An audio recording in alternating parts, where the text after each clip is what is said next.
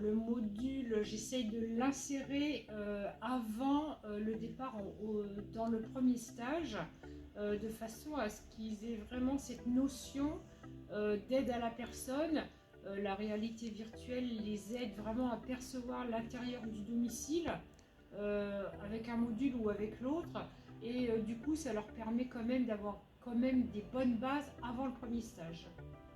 Alors, en termes de bénéfices pédagogiques, alors autant je pense que c'est très long l'utilisation du casque personne par personne, mais comme on a travaillé sur les apprentissages, le casque virtuel, les exercices, en fait, le bénéfice est que finalement le déroulé de la progression est englobé dans l'utilisation du casque. Et avec les questions et les récompenses qu'on peut leur donner ensuite, tout est englobé, donc au final le bénéfice est qu'on gagne du temps. Oui, alors nous l'utilisons au moment de la foire de Chalon par exemple, nous l'avons utilisé donc pour montrer un petit peu ce que le Greta faisait en plus par rapport à ça. Donc il a été utilisé l'année dernière lors de la foire de Chalon.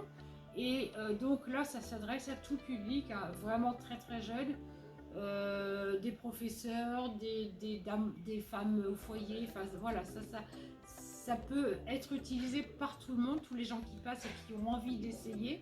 Donc c'était assez rigolo de participer à ça. On l'utilise aussi lors des salons pour France Travail, qui nous accueille très régulièrement lors de forums. Et là, on l'utilise vraiment beaucoup lors de forums. Donc pour tous les gens qui souhaiteraient intégrer nos formations diverses dans le social, donc là, on le met à la disposition de ces personnes-là. On utilise le premier module et pour connaître la réalité du terrain, vraiment se dire qu'est-ce qu'elle fait l'auxiliaire de vie. Et donc là, avec le premier module, justement, on peut vraiment, puisque là, on a vraiment une approche en direct avec la personne dans le virtuel. Et là, du coup, on peut vraiment se rendre compte de ce que doit faire l'auxiliaire de vie par rapport à cette personne dans le virtuel qui refuse de se laver tout simplement. Donc là, on a vraiment cette approche et le premier contact qu'on peut se rendre compte dans cette réalité virtuelle, ce premier contact avec une personne âgée. Donc je trouve que c'est assez intéressant.